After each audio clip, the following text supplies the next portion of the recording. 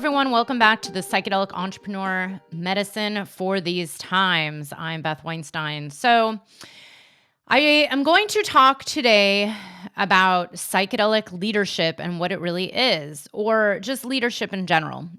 This came up last week as I am currently on my friend Shireen Sun's summit about leading with the heart. And me and Shireen have been collaborating together for many years. We had some similar coaches over the years, and we've had the same leadership training as well. So we both do very similar work in business coaching for spiritual entrepreneurs. And her and I were talking about this idea of what is leadership. And I figured I would do a podcast about this because I remember many years ago, as I was really starting out in my coaching business and putting myself out there in a new way, my former coach kept talking about leadership. And the first thought I had was, well, I'm not a leader. I'm not famous. I don't have a huge following. I, only have a few clients. And this was many years ago. And I had already been running a business. And I'd already done some pretty big things in my career. I'd had 2 previous businesses. I had done a lot of collaborative projects, helping run 200 female identified goddess retreat for many years with my friend Janie. I had put on a really incredible 3-day event with my friend East Forest, the musician, that was back in, I think, 2015. Something like that. It was a while ago. And so I've been a natural leader. I just never really considered myself as a leader. And that word leader and leadership sounded so triggering. It sounded so intense. It sounded like it was really saved only for famous people or big authors or, people with big followings or people who are making multiple millions. And so after some time, and I had actually done former landmark leadership training. I had done all the landmark series way back in 1997 through 2001. Yes, that whole time. Or it was like 98 through 2001. And Landmark has a program all about leadership, which I did. And again, as part of that program, we had to put on this big project and get all these other people to participate and put ourselves out there. And of course, I still never thought of myself as a leader. And then when I was talking with my friend the other week, we were doing an Instagram Live together and talking about her summit, which is filled with just incredible female identified, or I don't know if that's even true. There might be people of all genders in her summit. I forgot, but she put together this incredible summit with leaders, people who are doing really big things in the world, who have put themselves out there and even said things and created whole movements that were considered very taboo back when they started speaking about it. So her and I were talking about what is leadership? What is this really all about? And here's the thing. So there's leadership in the old paradigm, and then there's leadership in the new paradigm. And if you don't know these paradigms, and there is no definition of what these paradigms are, this is what I consider the old paradigm that a lot of us come from, and this new paradigm that I consider myself living in, and a lot of my clients and a lot of listeners, where back in the old days, we were raised to believe that we should be competing against one another, and we are all just here to make a lot of money and outdo one another and claw our way to the top. This is for any of you like me who worked in corporate. I had a corporate career for about 15 years. This was very normal to do what it took to get promoted and move your way to the top, including not collaborating with people and not helping one another out. This is why I couldn't take it any longer in corporate America. It just did not align with who I was or my values. So I went to tech startups where it was definitely a little more empowering, where they really encourage you to take ownership of your role at the business or at the company as your own business. And that's when I really started stepping into my power when I worked in tech. And then also, and I had leadership roles when I was in corporate.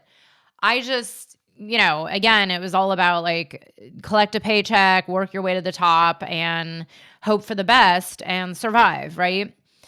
And it wasn't until I got into entrepreneurship that I truly learned what leadership is all about, at least in my personal opinion. And what this new paradigm of leadership is, where leaders today are collaborators, they're cooperators. They want to help instead of fight against. They want to help one another. Like here I am doing a collaboration with someone who literally does almost the same thing as me, just slightly different. We have slightly different setups in our business, but we're both spiritually based business coaches with somewhat, similar values, and we help pretty similar clients for the most part. And there we are collaborating and helping one another for the greater good, for a cause that's larger than us. And this is what I believe to be this kind of new paradigm of leadership, whether you call it psychedelic leadership or spiritual leadership or just any kind of leadership. It is about, and this is all connected to, this idea of stepping into this Aquarian age where it is about the whole, the collective versus the I, which is very individual. So, and I can get really deep into history here, but for thousands and thousands of years, humanity has been on this path of working all for the I, for the individual, and it was all about individualizing and really, fending for yourself. And again, this idea of doing what it took to survive, even if that meant you're leaving others behind or not helping your coworkers or, even friends. And it's this kind of competitive, patriarchal paradigm, which by the way, this has nothing to do with actually like masculine energy, but we have all seen this patriarchal society that is dominated by this kind of man eat man, human eat human world. And this other paradigm, which some people call, feminine leadership, which, sometimes I like that term. And sometimes the one thing I don't like about it is this form of feminine leadership actually does apply to men or male identified humans as well as female identified humans and women. So it's not about being an actual woman. It is about approaching everything in a different mindset, in a different paradigm of for the greater good, for the collective, for creating change and transformation, which then, when you're connected and committed to something greater than you, it also does support you. So this is how I've been running my business for many years. And a few years ago, I actually took this really intense leadership training, which I always highly recommend to all my clients. Especially if they finish my mastermind program, I say, look, the next thing, the one thing you could do to really grow your business is do some really hardcore leadership training, because it will break your ego down and get your shit out of the way and have you really step into your power. And power as a positive term, meaning really owning what's inside of you, stepping into your heart and being able to stand up as a leader in the world, whether you have an audience of 200 people or an audience of 200,000 people, it actually doesn't make a difference. We can all be leaders. We're all here to be leaders if that's what you're feeling called to do. So, what I've dealt with a lot over the years with my clients who are in my group mastermind program or even my private clients is a lot of fears and doubts that come up around, who am I to do this? I feel like an imposter, I'm not good enough, or I'm scared of what people will think. These are some of the biggest limitations and limiting beliefs and fears and doubts that I hear from everybody who joins my programs. It's, it's an archetype, right? We're all humans and we all have the same fears on some level. I remember having that fear as well. It's like, what will people think when I start speaking up about my psychedelic experiences and how they've shaped my purpose and my business and my life and helped me heal a lot of really deep level traumas and, other things that were really holding me back from living what I believe is my divine purpose. So I felt this call to speak about it for years and I was afraid to. So of course I went through this and I did a lot of the inner work to get past my own ego-based self. Like this part of me, there's this ego that we all have, no matter who you are and what you're doing. Everyone has an ego, and it's okay.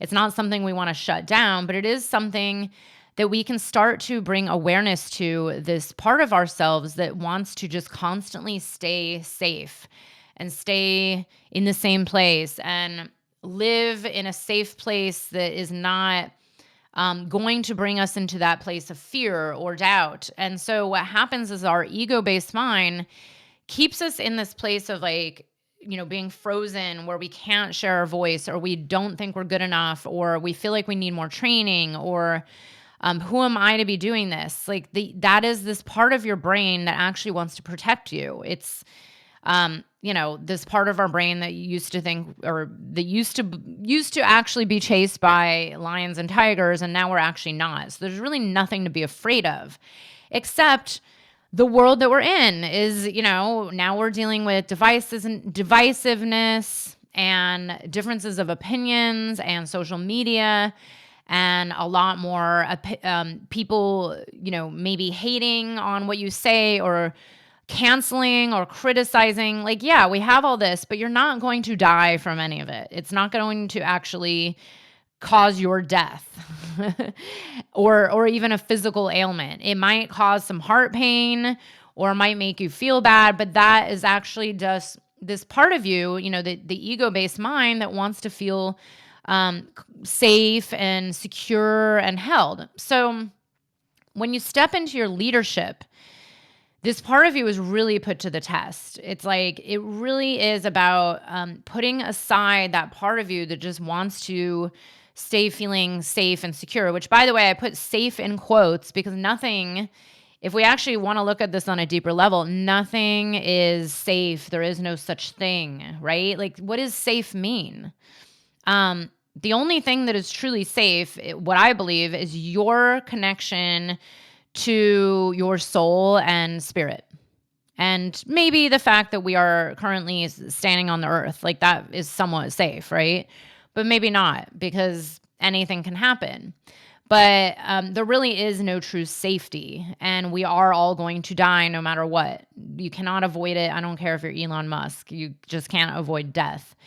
So really, when you start to shift your perspective, and a lot of this actually came through my Buddhism, my work with Buddhism for many, many years, and going deep into this idea of impermanence and that nothing is permanent. So when you start to take a step back and really engage your observer mind, which is not your mind that's thinking and scared and feeling this and what will people think, but really this outside you observing you.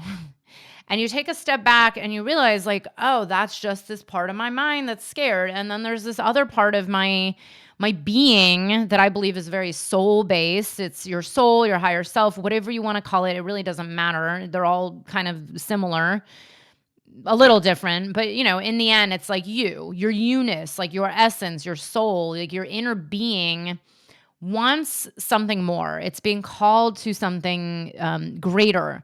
You're maybe being called to serve or help others or create transformation or start sharing your psychedelic story or start sharing your own unique medicine, whatever it is, taking a step towards your psychedelic, business or your spiritual business. Doesn't matter.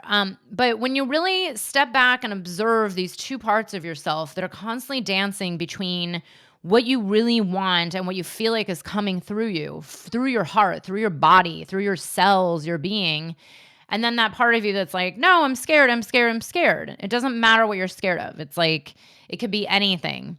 The leadership aspect is really being able to observe that part of you that is scared or afraid or doesn't want to do something or doesn't feel good enough or doesn't feel XYZ enough, and to just observe it and see it and say, okay, I see you. This is something the Buddha said. I forgot the exact story, but I think it was during his time of sitting where he sat and sat and sat under the tree until his enlightenment. But he said, I see you, Mara. And Mara represents this ego, fear-based mind. And it was just okay, I see you. I see you. That's it. All you have to do is recognize it and just observe it and observe these two aspects of your being that feel pulled in different directions. And the true leadership comes from really putting your energy and your being first before the fear. It's like love versus fear. According to the Course in Miracles, this is all that exists in reality, and which is actually what I believe as well, is that everything is either love or fear. But our nature and the nature of everything in our reality is essentially love. It's our ego illusion mind that gets the fear involved, right? But it is not the nature of our reality. It is not, like babies are not born into fear. I mean, maybe, but you know what I mean? It's like our essence is inherently love. So when you really are able to see this and as I always say, mission over ego, like really put your soul, your higher self, your divine purpose, your divine calling before the fears, that is the biggest aspect of your leadership. And to really then question, like, what is your motivation? What is your intention behind everything? Is it for you to just make money, or is it for you to be of service to something bigger than you? And all of my clients that join my mastermind program or work with me are all on the path of being of service to something bigger than them. I actually do not work with people who are purely about, like, I just want to make money because I heard that coaching is an easy way to make money. If that's you, you're not right for my programs, number one. And number two, it's actually not going to get you that far, because when you're in the transformational field, you really do have to come from this place of standing for something greater than you and your attachments and your ego. All the money is, and there's nothing wrong with making money. I love making money. I absolutely love it. I make great money, but it's that attachment, that clinging is still it's like part of that ego-based paradigm. But when you come from this other abundance-based paradigm of, I'm just here to follow my calling, put myself out there, serve others, and work from this place of my deeper mission, my why, whatever you want to call it. This point at the top of the pyramid, I use this analogy all the time. If you've ever been to any of my free workshops, the point at the top that is the beacon of light that is guiding you in all that you do. When you just constantly are connected to that and realize that you are here incarnated at this time in history, like this incredible, amazing time of transformation and change. And I mean, my God, if you haven't noticed, it's all around us. And if you put all that before anything else and lead from that place of the heart, of the soul, of that guiding light of what are you here for? What is your contribution to the collective, to the earth, to humanity, to the universe? Doesn't matter what you call it. That's where you actually end up becoming the leader and have more success. And then when you're being guided from that place, from that higher place of like what your mission is, what your soul wants to do, what you're being called to do, then the decisions that you make for your business are going to be about something that's much bigger than just you and your ego and your fear and your grabbing and your attachment. And this is why the new paradigm is about collaboration, about cooperation, about working together, about helping one another out, about giving and being generous and not having expectations of receiving back, but giving from that pure place in the heart that really is all about something bigger than you. And I have found over the years, the more I operate from this place of my business is beyond me. My business has nothing to even do with me. It's literally just me opening up my channel and following what's coming through me. Even this podcast right now, like about 10 minutes ago, I was like, what do I talk about? And then it just popped into my head or popped into my heart or popped into my soul. And voila, here I am talking about it. And the more you are just divinely guided and really pay attention to that and stay connected to this greater being, this greater part of you, and this greater vision that you have for not only your life, but for the world, everything actually starts to work out a lot easier. Meaning, I have made more money and gotten more clients and grown my business more, the more I'm just in my leadership, working from this larger place of it's not just about me and it's about something bigger. Yes, of course, you do need to have the tangible processes and steps and support in place to make it a reality. Like here I am filming a podcast, right? Of course, there's the masculine steps that you need to have people hear your message. But really, it doesn't matter if it's 10 people hearing your message or 10,000 or 10 million. You can be a leader if you just choose to step into it. And this is a big part of what I do inside of my group mastermind program. It's very interesting because I've never promoted it as a leadership program, but I do bring in a lot of these mindset shifts and different somatic therapeutic techniques and also mindset um, uh, different mindset techniques to shift your perception to have you feel much more confident and really connect to that place in your heart that knows you're here for something bigger.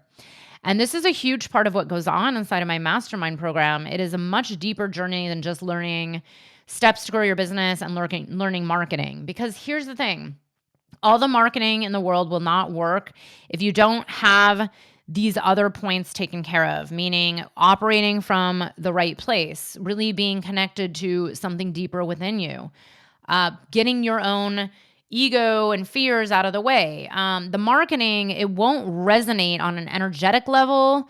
And also people will start to see through it. They'll see like, well, something about that doesn't seem authentically her or him or they.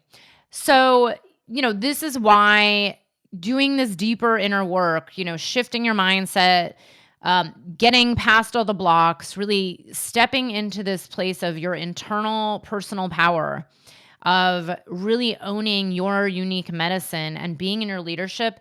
This is the key to getting big results in your business. Not to say you won't get results just by doing all the other steps, but the ones who really grow big and start to get a lot of clients and make big changes and make a lot of money in their business are the ones that are really stepping into their leadership. So whether you're feeling called to be a psychedelic pioneer or aligned entrepreneur, a spiritual entrepreneur, doesn't really matter. You're here to be a leader. It's part of your calling. So I just wanted to talk about that. I hope it was helpful. There's so much more I could say. If you want to learn more about my group mastermind program, enrollment is open now. There are currently about 24, 25 people in it. They are incredible human beings from all over the world, and they are here to be psychedelic leaders, be pioneers in the fields that they're in, mostly coaches, healers, therapists, people who are doing really big work, who are here to create transformation and change on the planet and in their lives as well. So if you're feeling called towards something bigger this year, just check out the mastermind link right here on my YouTube, my website, or click through the show notes and you'll see more. And if you're interested, you can book a call and we can talk to see if you're the right fit or if I'm the right fit for you. Lots of love, and I will see you next week with another episode. Bye.